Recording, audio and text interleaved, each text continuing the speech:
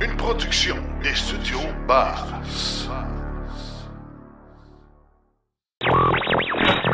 L'épisode de cette semaine est une présentation du garage Arleco. Arleco, servir au-delà de la réparation.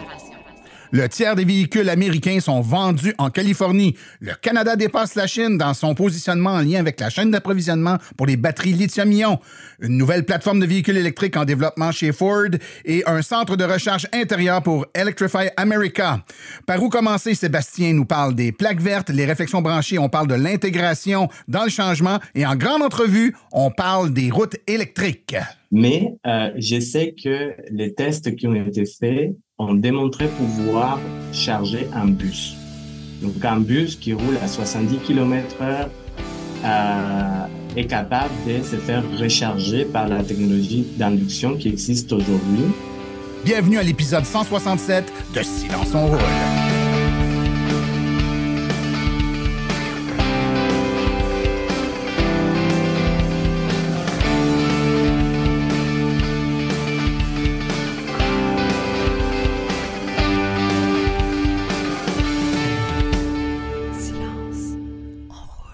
Bonjour tout le monde, mon nom est Martin Archambault et c'est avec passion et plaisir que j'anime Silence on roule, le balado dédié 100% au transport électrique. Silence on roule est également le fier partenaire de l'Association des véhicules électriques du Québec.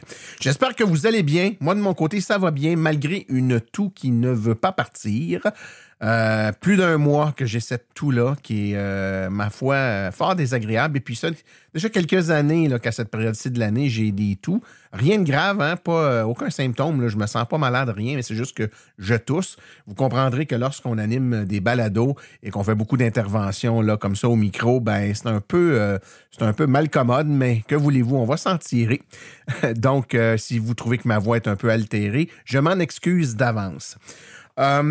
Écoutez, je vous rappelle pour ceux qui sont nouveaux que Silence on roule, c'est un balado d'information sur tout le monde de l'univers de la voiture électrique. Ça s'adresse autant aux tout nouveaux, donc on a de l'information de base, ainsi qu'aux gens un petit peu plus habitués. Donc, on a des chroniques ou des fois des contenus qui sont un petit peu plus spécialisés. Il y en a pour tous les goûts. Si vous avez des amis, des connaissances, des gens de votre famille qui s'intéressent aux voitures électriques, dirigez-les vers notre podcast. C'est facile, silenceonroule.com.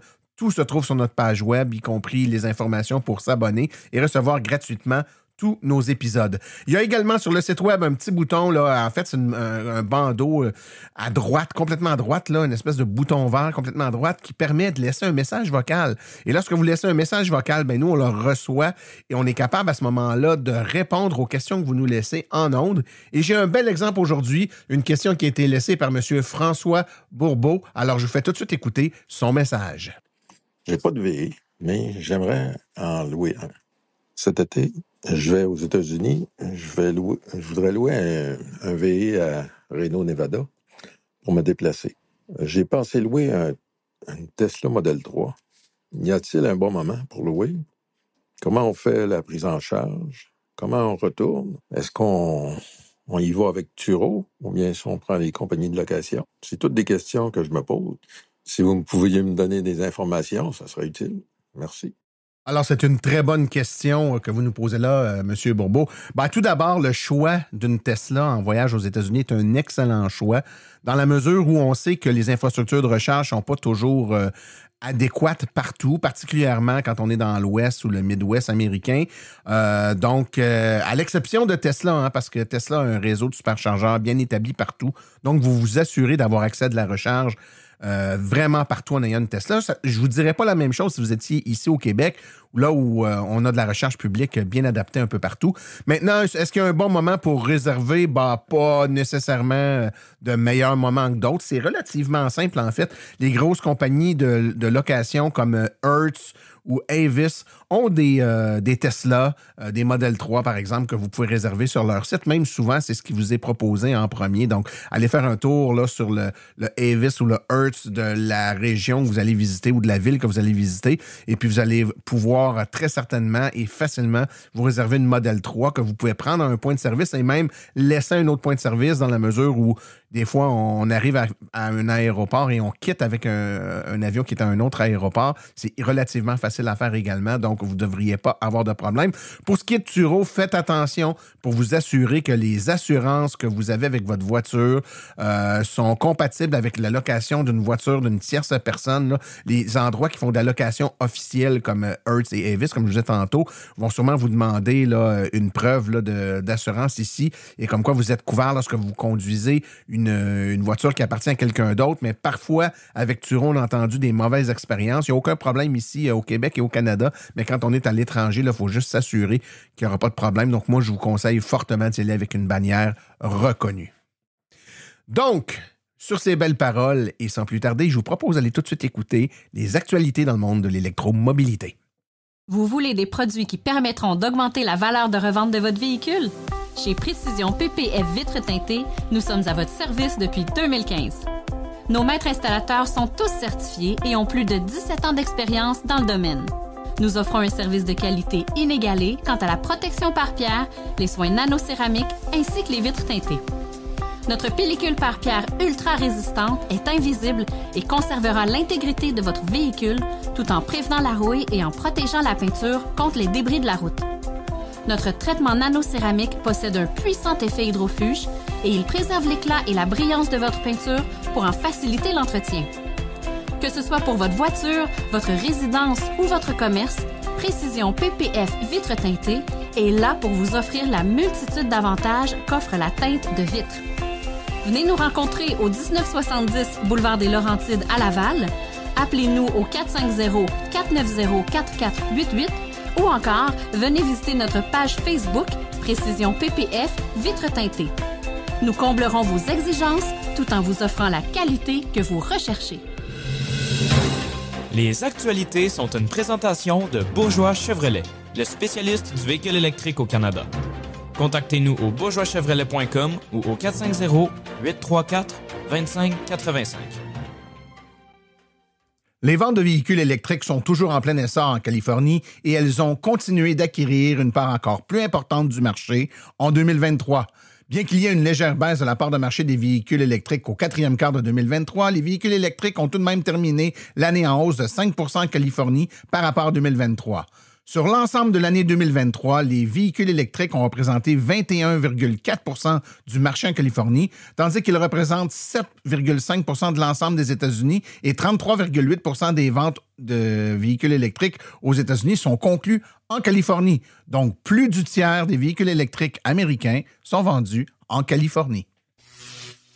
Pour la première fois, le Canada a dépassé la Chine pour se hisser en tête du classement annuel de Bloomberg NEF basé sur une analyse de 46 paramètres dans 5 catégories. Le Canada s'est hissé en effet au premier rang des 30 pays dans le dernier classement mondial de la chaîne d'approvisionnement pour les batteries lithium-ion.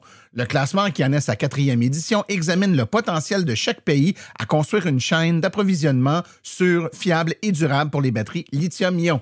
Il évalue ce potentiel en analysant 46 paramètres répartis dans 5 catégories: les matières premières, la fabrication de batteries, la demande en aval, la gouvernance environnementale et sociale, ainsi que l'industrie et les infrastructures d'innovation. Le Canada s'est classé 2e derrière la Chine dans le classement l'an dernier. Son ascension à la position de leader en 2023 peut être attribuée au progrès constant du pays en matière de fabrication, de production, ainsi qu'à une solide référence, confirme BNEF dans son résumé des résultats. Le Canada a amélioré, dis-je, ou maintenu sa performance dans les 5 catégories au cours des 2 dernières années du classement. Des entreprises telles que Unicor, Volkswagen, Ford, Stellantis, LG Energy ont récemment annoncé qu'elles investiraient dans le pays. Le chef de la direction de Ford, Jim Farley, a révélé il y a 2 semaines lors d'une conférence téléphonique qu'une équipe de spécialistes, jusqu'alors inconnue, travaillait au développement d'une nouvelle plateforme de véhicules électriques. Cette équipe, qui, selon Farley, a fonctionné au cours des 2 dernières années comme une start-up, en dehors de la structure traditionnelle et normale de l'entreprise, s'est concentrée sur le développement d'une plateforme électrique à bas prix. Cette nouvelle plateforme, plus flexible, servira de base à plusieurs nouveaux véhicules. Bien que les détails de ces nouveaux véhicules soit flou, Farley a ajouté que l'objectif principal de cette plateforme est la réduction des coûts de production et il a noté que les acheteurs de véhicules électriques, une fois convaincus par l'électrification, demeurent fidèles aux véhicules électriques, mais que le prix d'achat initial ralentit la transition. Et évidemment, c'est une opinion qui est partagée par plusieurs, dont Elon Musk. La nouvelle plateforme, a expliqué Farley, est destinée à compétitionner justement les Tesla de Elon Musk et leur équipement chinois qui est considéré comme des concurrents ultimes sur le marché des véhicules électriques. Electrify America a dévoilé mercredi sa première station de recharge intérieure qui, selon le nouveau réseau de recharge, servira de modèle pour les futurs sites dans les zones urbaines. Selon le communiqué de presse Electrify America, le nouveau site phare, situé dans le quartier South Market de San Francisco, à 2 pâtés de maison du Bay Bridge, dispose de 20 bornes de recharge qui fourniront jusqu'à 350 kW de puissance. En plus d'un stationnement intérieur, le site dispose de 2 salons climatisés, d'un distributeur automatique de nourriture et de boissons et d'une connexion Wi-Fi gratuite. Il est ouvert 24 heures sur 24, 7 jours sur 7, avec surveillance et de la sécurité 24 heures sur 24. Le dernier à le faire, mais non le moindre, Stellantis a annoncé qu'il se joint à la norme du connecteur nord-américain NACS, qu'on appelle le connecteur SAE-J 3400. Donc, le dernier, qui était Stellantis, avec toutes ses marques comme Chrysler, Jeep, etc., se joint au groupe. Il n'y a donc plus aucun manufacturier automobile grand public, du moins disponible en Amérique du Nord, qui n'aura pas rejoint ce nouveau standard. Donc, tous les nouveaux véhicules en Amérique du Nord seront munis du port SAE J3400 à partir de 2025. Au cours de la période de transition, Stellantis mettra également à la disposition un adaptateur pour les véhicules qui sont équipés du port CCS actuel, permettant aux conducteurs d'accéder à une infrastructure à la fois CCS et J3400. Donc, c'est pas mal terminé. Tout le monde s'en va sur le connecteur NACS.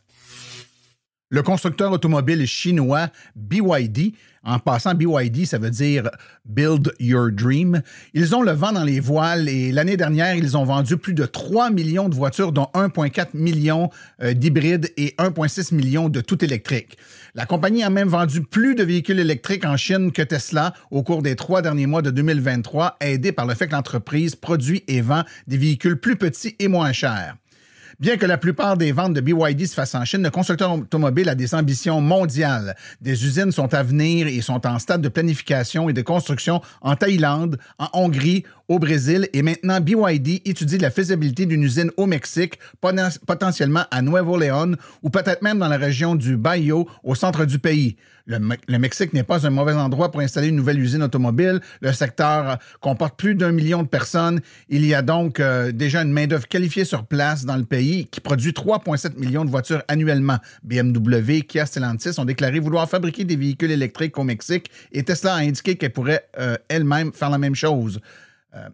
Mais construire un véhicule au Mexique signifie également que BYD pourrait profiter de l'accord États-Unis-Mexique-Canada, ce qui lui permettrait de maintenir ses prix au plus bas. Ce serait particulièrement avantageux pour BYD qui déciderait de cibler des modèles bas de gamme, mal desservis dans le marché des voitures neuves.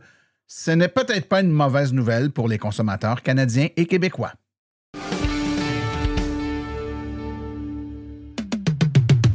Vous aimeriez avoir une conférence par des vrais professionnels des voitures électriques?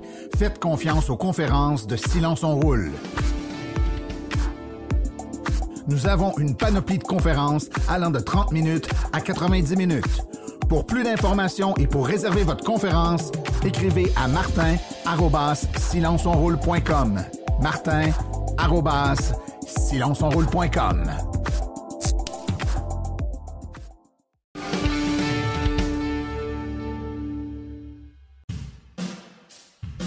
La chronique « Par où commencer ?»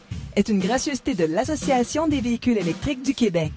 Devenir membre est un incontournable pour tout futur ou nouvel électromobiliste. www.aveq.ca.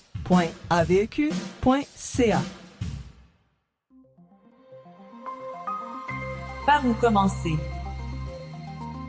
Avec Sébastien Côté.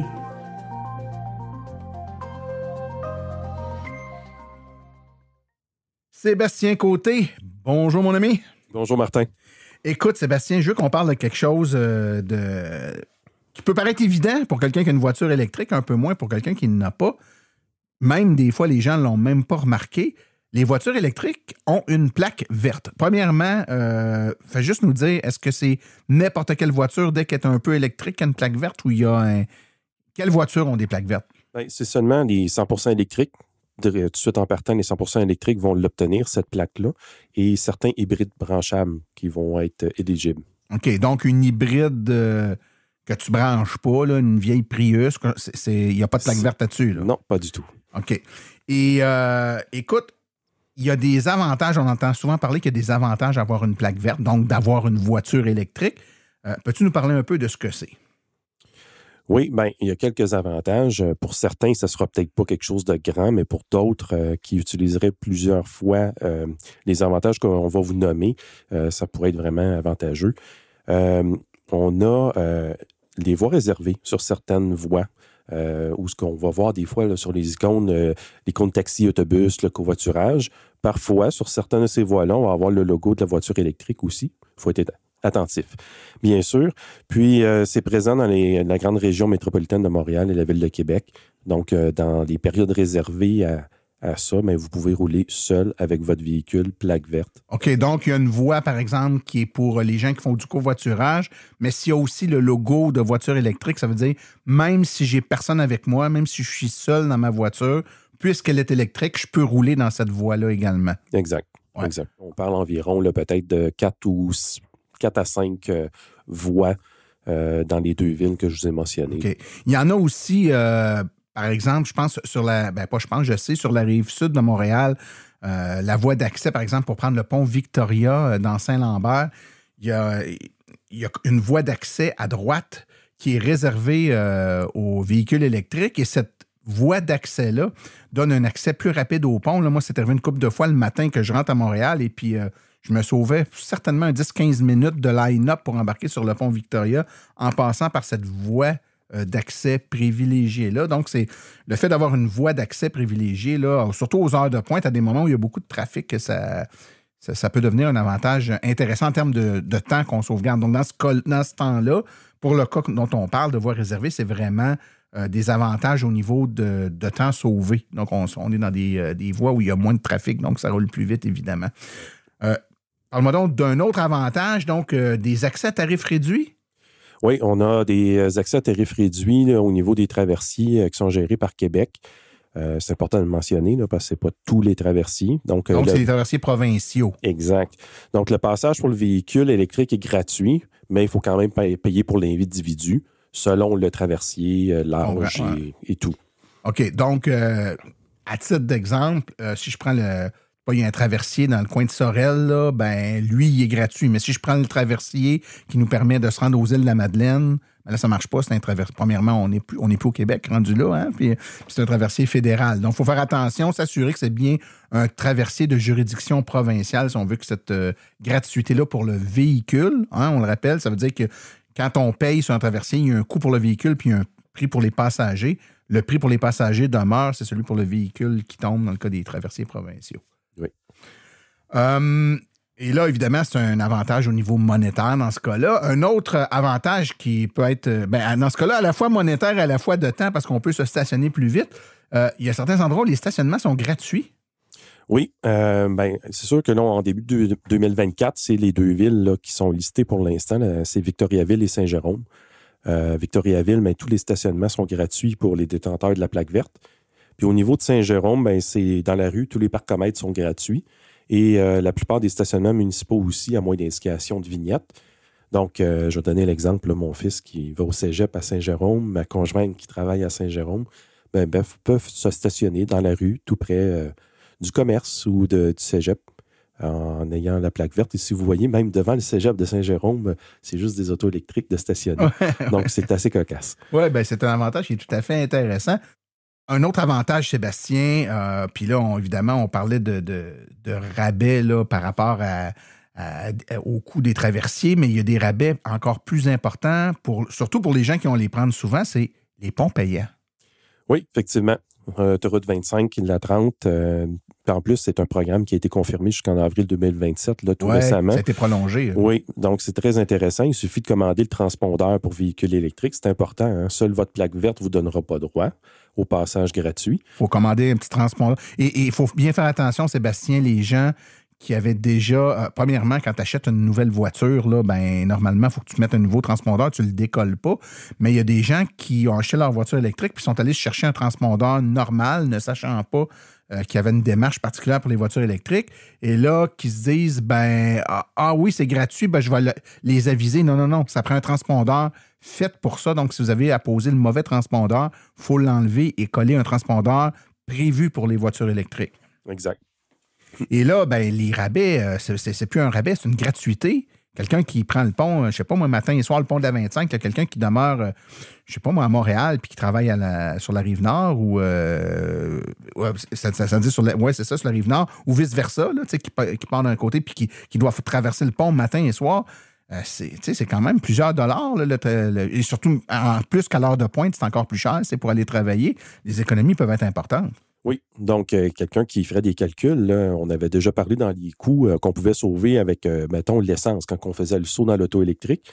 Il y en a pour certains que ce passage-là au pont payant peut jouer dans la balance. Ah oui, ça peut être un 150-200 $ par mois d'économie. Quelqu'un qui passe occasionnellement, c'est cool de ne pas payer, mais quelqu'un qui doit faire ça tous les jours, effectivement, c'est quelque chose d'important à tenir en considération. Écoute, Sébastien, toutes ces mesures-là, c'est des incitatifs. Hein?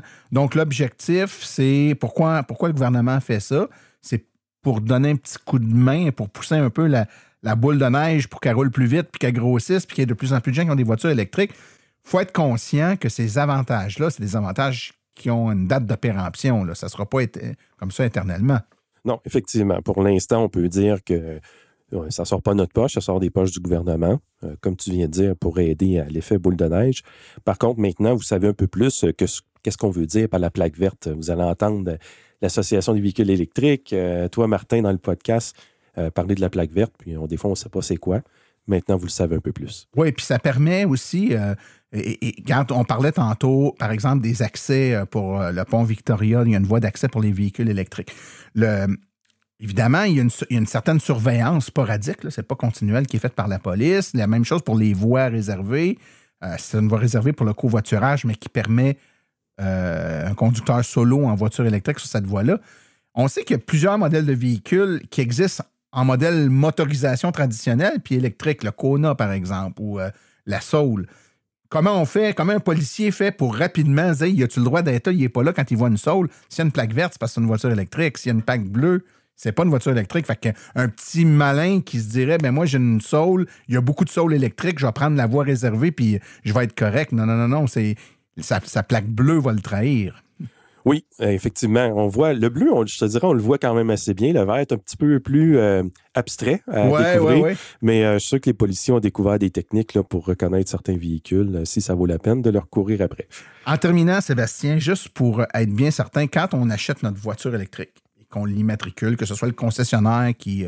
des fois, les concessionnaires ont des plaques, là, puis ils servent d'intermédiaire avec la SAC pour accélérer le processus. D'autres fois, on va nous-mêmes à la SAC.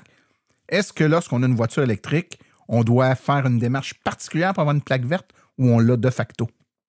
Bien, avec le numéro de série du véhicule, le type de véhicule, ça devrait être de facto. Oui. Mais faites une vérification quand même. L'erreur est humaine. Hein? Oui, l'erreur est humaine. Fait que vous avez intérêt à avoir votre plaque verte si vous avez une voiture 100% électrique. Exactement. Sébastien Côté, quelqu'un qui veut te poser une question ou qui voudrait que tu expliques là, dans une de tes chroniques un sujet en particulier, comment on peut te rejoindre? À sébastien.côté@silenceonroule.com. À la prochaine, Sébastien. Merci beaucoup.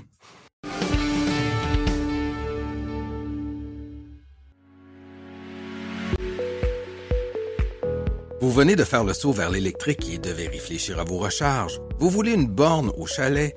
Vous voulez une solution rapide et sans embûches? Il n'y a qu'une solution, Hydro Solutions. Depuis plus de 60 ans, Hydro Solutions est une entreprise québécoise de confiance. Vous les connaissez pour les chauffe-eau, mais ils offrent également un service clé en main pour les bornes de recharge. C'est définitivement l'avenue à privilégier afin de faire affaire avec une entreprise d'expérience qui s'occupera de tout. Demandez une soumission gratuite et sans engagement de votre part au www.hydrosolutions.com. Une seule visite sur leur site web vous permettra de constater la simplicité avec laquelle vous pouvez entamer une démarche afin qu'ils prennent tout en charge. L'analyse de votre situation, l'installation d'une borne de qualité par un installateur certifié et même, au besoin, le financement sur 24 ou 48 mois. Par la suite, en cas de problème, leur équipe d'experts est là pour vous. Hydro Solutions, leur mission, vous simplifier la vie.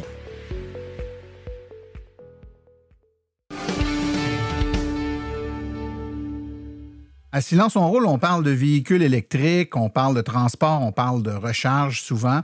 Et il y a des domaines qui sont un peu moins connus du grand public et c'est justement l'un de ces domaines-là que je veux démystifier aujourd'hui. Et pour le faire, j'ai avec moi Diego Ramirez Cardona, qui est professeur au département de génie de la construction, spécialisé en chaussées et matériaux bitumineux à l'École de technologie supérieure. Monsieur Ramirez Cardona, bienvenue à Silence on roule. Bonjour. Monsieur Cardona, Ramirez Cardona, premièrement, parlez-nous un peu du sujet de la recherche que vous avez faite dernièrement. J'ai trouvé ça vraiment fascinant. Puis j'aimerais que vous me parliez un peu de cette recherche-là que vous avez faite. Oui, en ce moment, j'ai un grand projet en cours qui est en lien avec les routes électriques.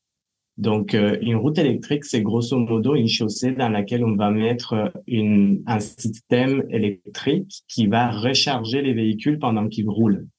Donc, le but de cette route électrique, c'est de limiter le temps qu'on prend pour charger la voiture de façon statique et aussi de nous donner comme plus d'autonomie.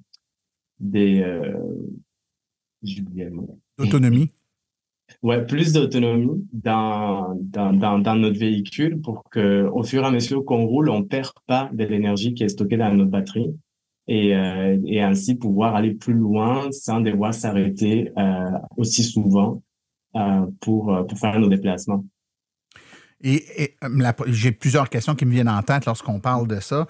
Évidemment, et l'une des premières, c'est est-ce que ces systèmes-là sont utilisés en remplacement des systèmes de recharge traditionnels statiques comme les bornes de recharge à la maison, les bornes rapides, ou c'est en complément de?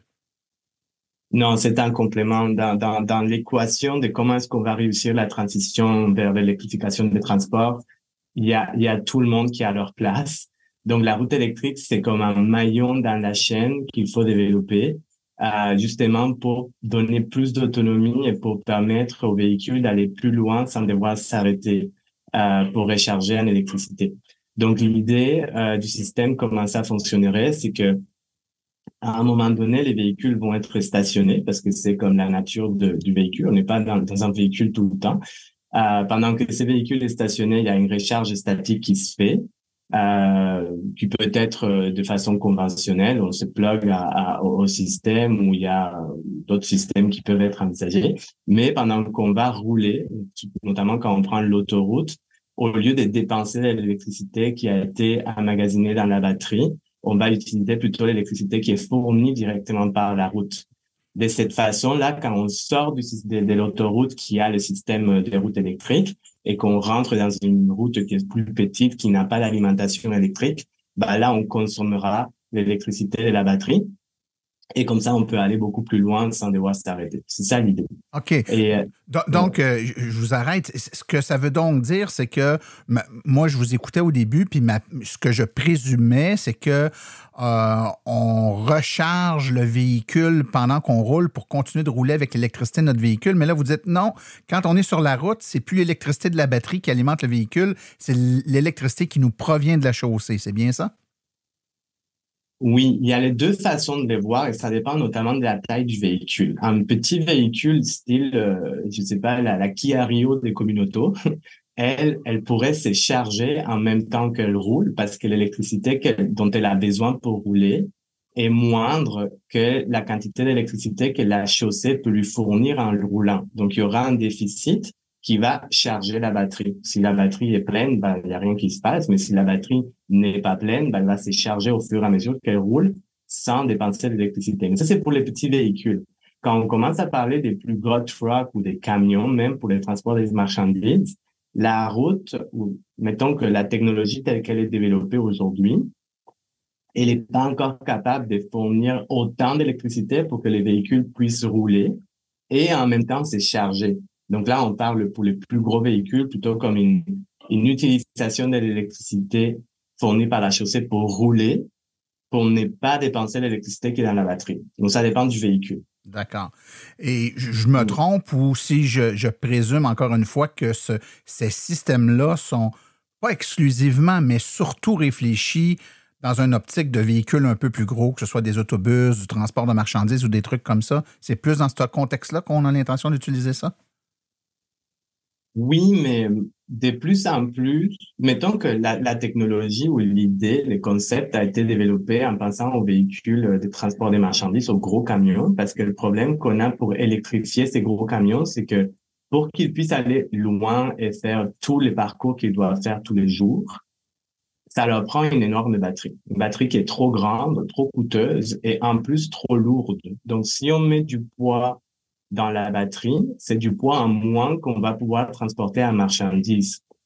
Et au final, l'équation économique de combien de marchandises je peux transporter avec un seul camion n'est plus avantageuse parce que la batterie est juste comme trop lourde. On va dépenser beaucoup d'énergie pour déplacer la batterie, pour pouvoir faire bouger le camion quand on devrait être en train de déplacer je sais pas, des jouets maintenant qu'on approche Noël, non? Ou des marchandises.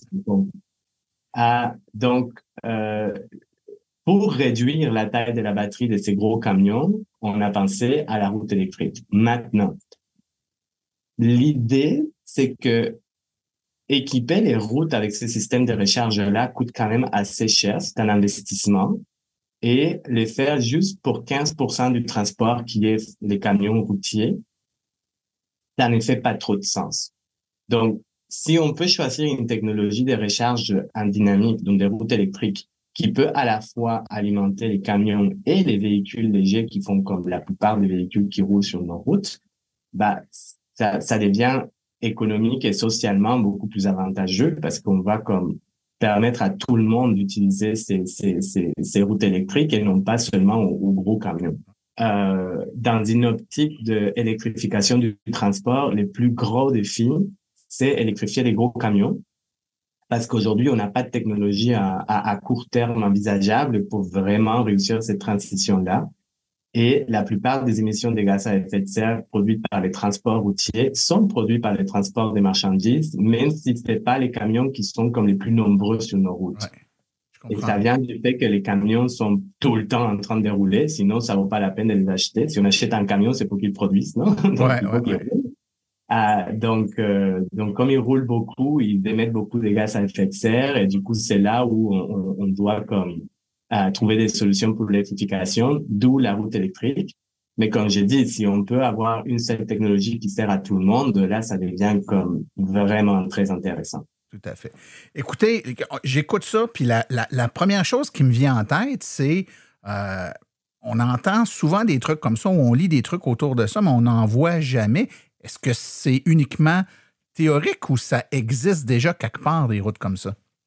Oui, ça existe. Après, c'est toujours des démonstrateurs, non? Aujourd'hui, l'état de développement de la technologie de la route électrique est assez avancé, mais dans un état où il y a des démonstrateurs à échelle réelle. Donc, il y a des vraies routes qui sont équipées avec des systèmes de routes électriques, mais qui servent comme des laboratoires à ciel ouvert, non? À quel endroit ça existe? Alors, le plus grand qui existe aujourd'hui, c'est une boucle de 1 km de long avec un système par induction. Donc, c'est une recharge de 5 contacts qui a été construite au nord de l'Italie. Mais en plus de celui-là, il y a des démonstrateurs en Allemagne, il y a des démonstrateurs en Suède, en Israël, et il y en a un très grand qui va être construit. Ça va faire 8 km au total en France à partir de l'année prochaine. Et on espère un au Québec aussi à partir de l'année prochaine, si tout se passe bien. Oh, très intéressant. Très intéressant. Et vous avez parlé d'induction. Donc, est-ce que toutes ces routes électriques-là fonctionnent par induction? Non, il y a 3 technologies qui sont à l'étude. Aujourd'hui, on est comme dans une course de savoir quelle est la technologie qui va gagner, non? Parce qu'au final, on ne peut pas avoir plusieurs technologies dans nos routes. Il faut comme en choisir une. 2 technologies ont une recharge par conduction. Donc, il y a un contact entre le véhicule et un câble ou un rail ou quelque chose qui va transférer l'énergie par les contacts entre le véhicule et l'infrastructure. Ces 2 technologies-là sont d'un côté les caténaires, c'est la même technologie avec laquelle on a construit les REM à Montréal. Donc, ce sont des câbles élevés et puis du véhicule, il y a un pantographe, une sorte de bras qui monte, qui se connecte au câble. Et l'autre technologie, on l'appelle les rails au sol. Donc, c'est une technologie qui a été développée au début pour des tramways en milieu urbain. et qui peut être adapté aux véhicules routiers, où au lieu d'avoir un bras au-dessus de la voiture qui va monter, on a un bras en dessous de la voiture qui va descendre et qui va se connecter à un rail qui est inséré dans la chaussée par lequel on transfère l'énergie. Et la troisième technologie, c'est celle que j'étudie en ce moment, c'est l'induction. Donc, il n'y a pas de contact, il y a juste un champ magnétique qui est généré par des bobines d'induction qui sont dans la chaussée et qui vont exciter une bobine qui sera collée à la voiture et c'est comme ça qu'on transfère l'énergie par induction, donc sans contact. Comme quand on charge un téléphone maintenant sans câble. Tout à fait. La question qui me vient en tête, et on me l'a souvent posée, elle son rôle lorsqu'on parle d'induction.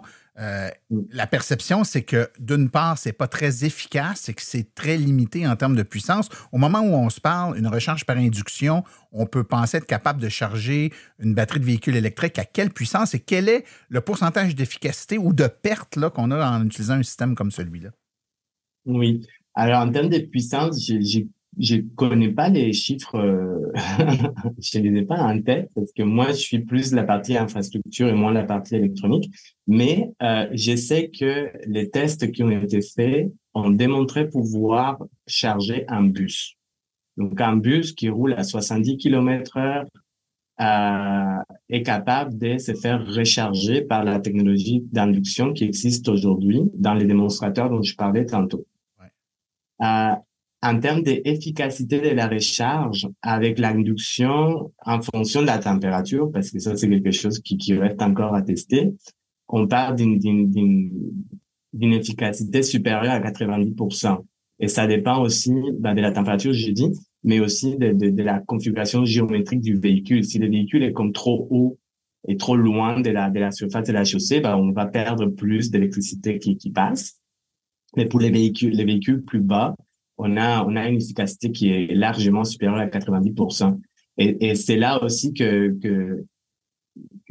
revient à la question des véhicules légers, des véhicules lourds. Avec l'induction, on est capable sans problème de recharger les véhicules légers. Maintenant, les véhicules lourds, ça reste un problème parce que des un, ils ont besoin de plus d'électricité qu'un véhicule léger et des deux, ils sont plus hauts.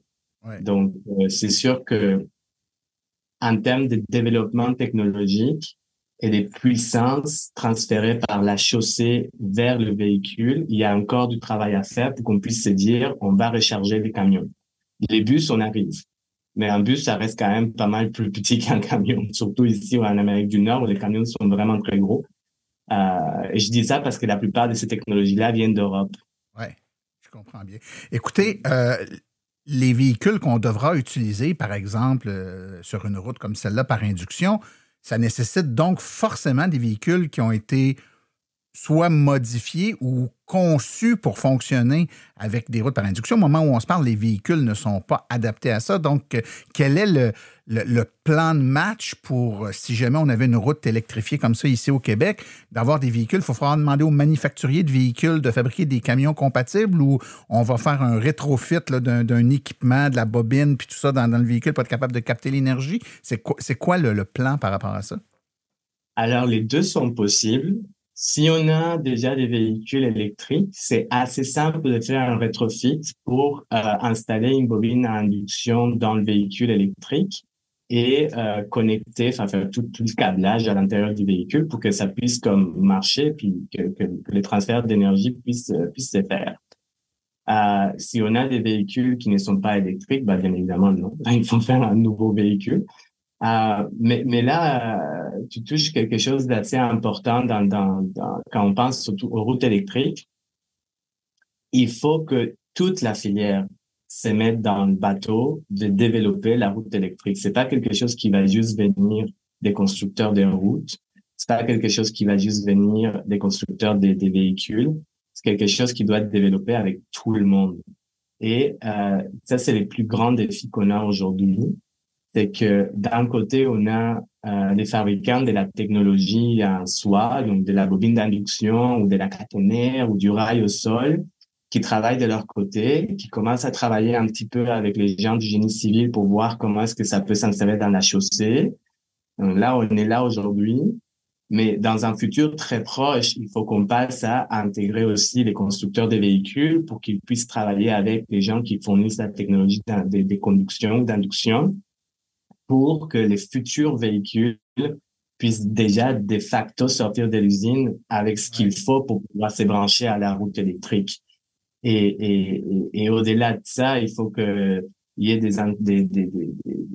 des politiques claires pour promouvoir ce genre de technologies, etc. Donc c'est vraiment tout l'écosystème qui doit se mettre là-dedans.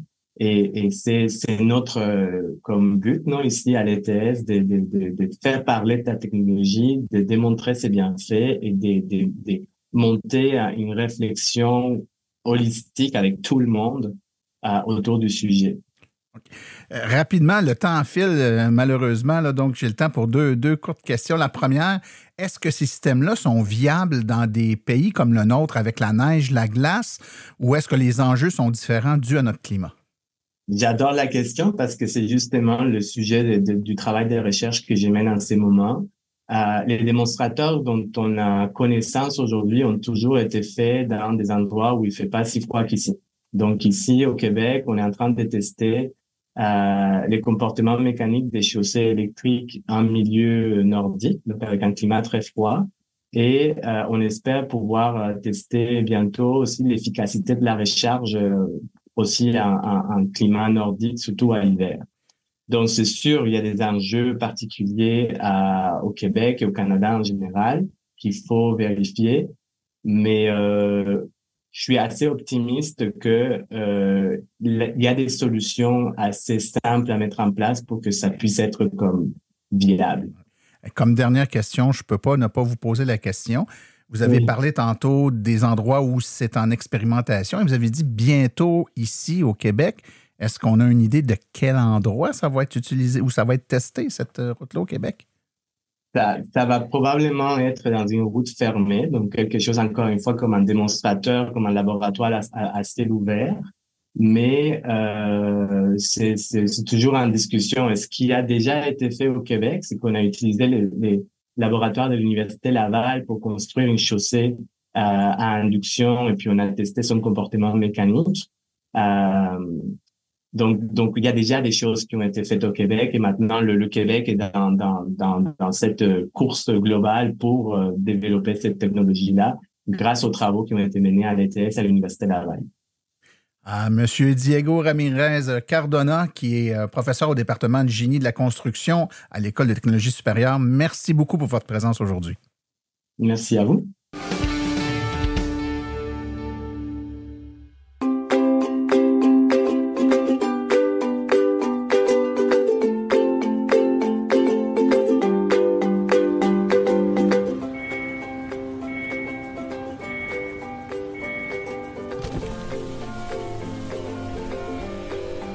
C'est vrai que ça brise moins, mais il y a quand même un minimum d'entretien à faire sur nos voitures électriques. Quand est venu le temps de faire l'entretien de mon véhicule, j'ai choisi de faire confiance à l'équipe d'Arleco plutôt que le concessionnaire. Ça fait maintenant 3 générations que cette entreprise familiale chouchoute nos voitures et ils ont été parmi les premiers à s'engager activement dans l'électrification des transports tout en adoptant des procédures et des produits sains pour l'environnement. Avec ses techniciens spécialement formés à l'entretien et réparation des voitures hybrides et électriques, Arleco nous offre aujourd'hui la même qualité de service sur nos VE qu'elle a toujours livré depuis bientôt 40 ans. De plus, chez Arleco, j'obtiens 10 % de rabais sur la main-d'œuvre et les traitements anti-rouille avec ma carte membre hors de l'AVEC. Arleco Génération 3, 8470 Boulevard Parkway à Anjou. 514-352-1446 ou arleco.ca. Arleco, servir au-delà de la réparation.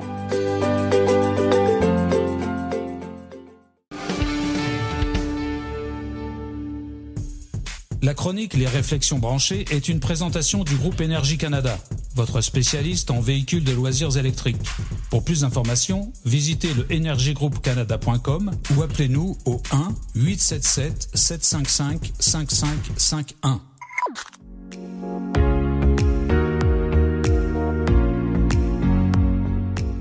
Les Réflexions branchées de Claude Gauthier.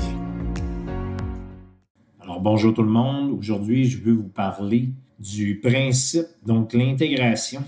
L'intégration, c'est qu'en ce moment, vous savez, on débute la transition énergétique, je vous dirais, dans les transports. Bien sûr, on ne sait pas ce que l'avenir nous réserve. On ne peut pas le savoir non plus trop d'avance, mais on peut quand même se préparer. Et les différents acteurs qui sont dans cette transition-là, quelquefois, je me pose un peu de questions, voir comment ça peut être aménagé, puis que ça soit plus facile, je dirais, pour les utilisateurs. Je vous donne des exemples. Mon idée m'est venue la semaine dernière. Je pense que c'est plus que la semaine dernière. En tout cas, j'ai lu quelqu'un qui avait publié, puis ça avait l'air, en tout cas, j'ai pas de raison de croire que cette personne-là racontait un mensonge, mais racontait qu'il était chez son concessionnaire, puis il y avait quelqu'un qui venait d'échanger son auto. Et c'était pas un échange donc d'un véhicule à essence vers un véhicule électrique, c'était plutôt le contraire. Il remettait son véhicule électrique parce que il disait qu'il voyageait puis qu'avec le véhicule électrique, c'était vraiment pas, ça répondait pas à ses besoins. Il racontait que lorsqu'il arrivait aux bornes de recharge, c'était très long, tout ça. Puis je vous mentirais pas, le véhicule en question, c'est le même que moi j'ai présentement, qui est une Hyundai Ioniq 6. Et je dois dire que je suis épaté autant par l'autonomie du véhicule que par la vitesse de recharge, là.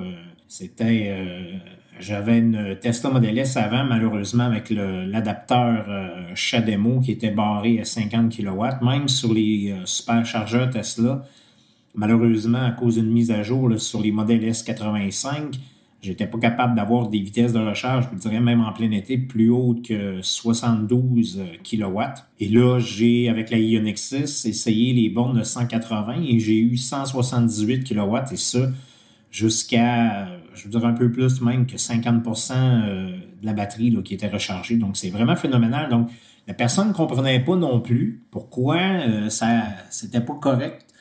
Et là, il s'est mis à poser des questions. Et la première question qu'il lui a demandé, c'est s'il activait le préconditionnement de la batterie. Vous savez, c'est une fonction qui est dans les nouveaux véhicules. Je vous dirais, la plupart des nouveaux véhicules maintenant ont ça, où on entre une destination, le GPS nous offre la recharge. Donc, automatiquement, le véhicule, en sachant qu'il va avoir à se recharger sur une BRCC, va activer le préconditionnement de la batterie pour que la température soit le plus près possible du 25 degrés Celsius, là, qui est le point pour qu'une batterie soit assez chaude pour que ça soit correct.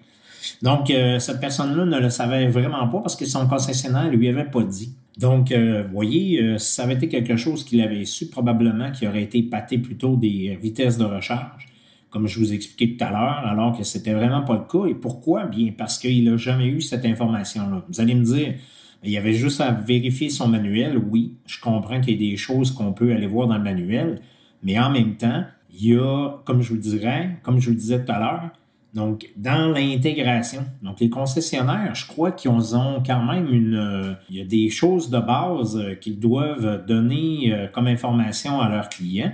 On voit aussi souvent là, les gens qui viennent d'acheter un véhicule électrique et ils nous demandent pourquoi. Puis moi, j'ai des clients aussi là, qui m'appellent, ils me disent « Hey, ta borne de recharge, elle fonctionne pas. Mon véhicule, il est pas rechargé à 100%, j'ai beau essayer, ça veut pas. » Et là, je dis « OK, vous me dites que la batterie dit qu'elle est pas rechargée à 100%. » Oui, la batterie me dit qu'elle est chargée à 100%, mais mon autonomie est seulement, admettons, 300 km, alors que le concessionnaire me dit que je devrais avoir environ 450 km. Et là, je dois leur expliquer qu'avec la température actuelle, on est encore en hiver, même s'il fait beau là, récemment, et c'est normal qu'ils n'aient pas cette pleine autonomie-là. Et là, il me raconte, oui, mais il me dit aussi que vu que mon auto était dans un garage au chaud, ça allait me ramener mon autonomie comme si j'étais en plein été. Et là, je pars à rire, je dis, voyons donc, à moins que vous puissiez traîner le garage avec vous là, pour que l'environnement autour du véhicule soit donc une température adéquate, qu'en plus, il n'y ait pas de neige, il n'y ait rien, de gadoue qui nuise au roulement du véhicule. C'est impossible pour vous d'avoir une autonomie en plein hiver comme on va avoir en plein été. Donc, un petit peu bizarre d'entendre ces choses-là. Donc, comme je dis, c'est important que les acteurs qui sont dans ce milieu-là donnent les informations. Une autre affaire, je suis propriétaire d'une entreprise, donc on vend des bornes de recharge. J'ai des installateurs qui sont intégrés dans mon réseau et on leur donne le plus d'informations possible pour que ces clients ne communiquent pas avec nous en premier, communiquent avec eux ben ils vont leur donner les produits, donc vont leur donner les bonnes informations pour pas que les gens achètent quelque chose puis qu'après regrettent leur achat. Je vous donne un exemple. Un ami à moi, ben, une connaissance, on va dire, qui avait acheté sa borne et il l'avait acheté d'un électricien. L'électricien lui a vendu un produit américain. Donc, ça fait 3 ans de cela. Et là, aujourd'hui, sa conjointe se procure un véhicule électrique. Donc, il m'appelle et il me dit, je voudrais avoir une borne et est-ce que c'est possible de la faire fonctionner avec la mienne? On n'aurait pas besoin de refaire l'installation. Et là, bien sûr, ben, je lui demande c'est quoi sa borne. Il me donne la borne et je dis non, oublie ça. Donc, tu as 2 choix. Soit qu'on refait une installation au complet. Et là, il me raconte que son stationnement est pas près de la maison. Donc, il y a de l'excavation à faire. Ça lui avait coûté il y a 3 ans 1300 $. Donc, je sais qu'aujourd'hui, ça va lui en coûter au moins 1600, 1700 $. Donc, je lui dis bien, tu vois, il aurait fallu que tu m'appelles dans ce temps-là parce que j'aurais pu te vendre quelque chose qui aujourd'hui serait facile à installer, à intégrer. On mettrait tout simplement une deuxième borne de la même marque qui fait du partage de puissance. Donc, on prend une boîte de jonction, on met la deuxième borne. Donc, je comprends très bien le désarroi de cette personne-là qui se ramasse à être obligée de refaire quelque chose qu'il a fait il y a 3 ans. Je voulais aussi vous parler, vous avez certainement vu comme moi la compagnie de location, donc Hertz, qui a vendu ces Tesla parce qu'ils n'ont pas assez de demandes. Mais pourquoi ils n'ont pas assez de demandes? Probablement parce que les gens ne connaissent pas ça. Puis en plus, moi, j'ai eu des fois à dépanner des gens qui louaient un véhicule. T'es rendu ici au Lac-Saint-Jean et on leur avait pas donné absolument rien d'adaptateur. On leur avait rien expliqué. Donc, ils se ramassaient à l'autre bout du monde et là, pouvaient pas recharger sur les bornes circuit électrique parce qu'une Tesla, bien sûr, n'a pas le bon adapteur pour ça.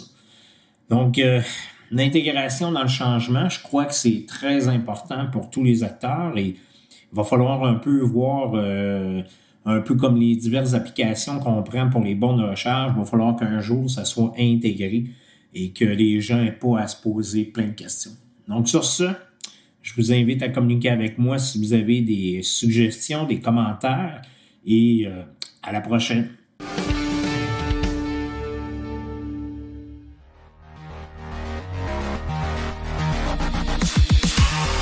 Les parcs de véhicules devront s'électrifier. Et qui pense électrification d'un parc de véhicules pense à Fizz Électrique Énergie Intelligente.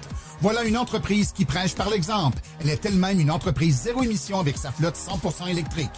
On ne parle pas juste d'installateurs d'équipements ici. On parle d'une entreprise qui a été parmi les premières à s'électrifier. Elle a donc le véhicule expérience pour vous accompagner et ce de façon réaliste et adaptée.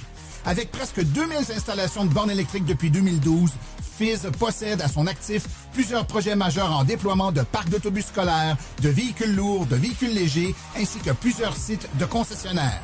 Vous serez accompagné de A à Z dans vos projets, de l'étude de besoins à la conception, l'installation et la vérification des stations.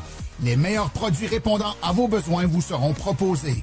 Détentrice d'une licence de maître électricien délivrée par le CEMEC, d'une licence RBQ d'entrepreneur général et d'une certification MERN accompagnateur en gestion de l'énergie et électrification d'un parc de véhicules, ne perdez plus de temps, c'est Fizz et son équipe qui s'occupent de vos travaux. Contactez le FIC2.ca ou par courriel info@fizz.ca.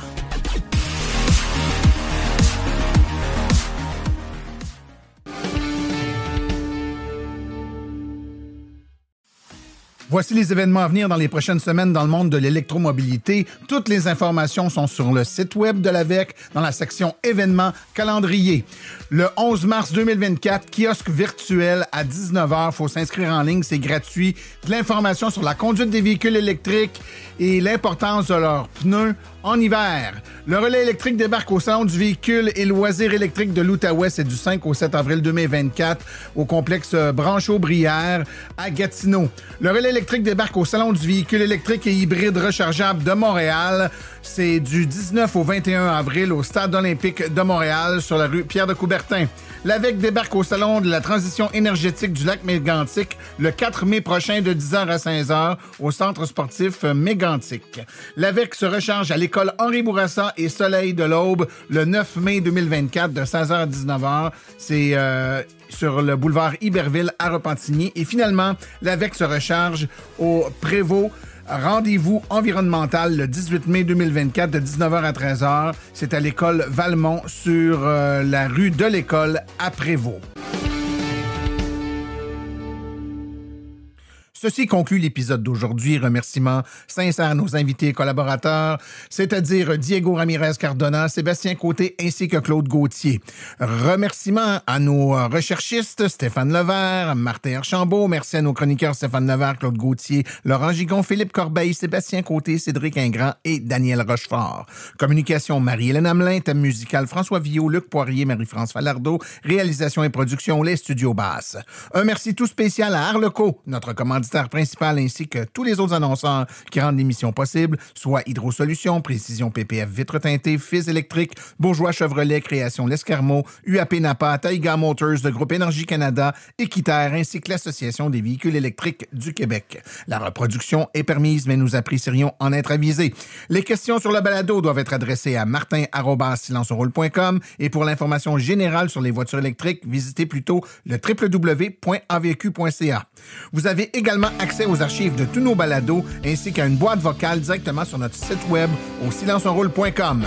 Mon nom est Martin Archambault et d'ici le prochain balado, j'espère que vous attraperez la piqûre et direz vous aussi, silence, on roule.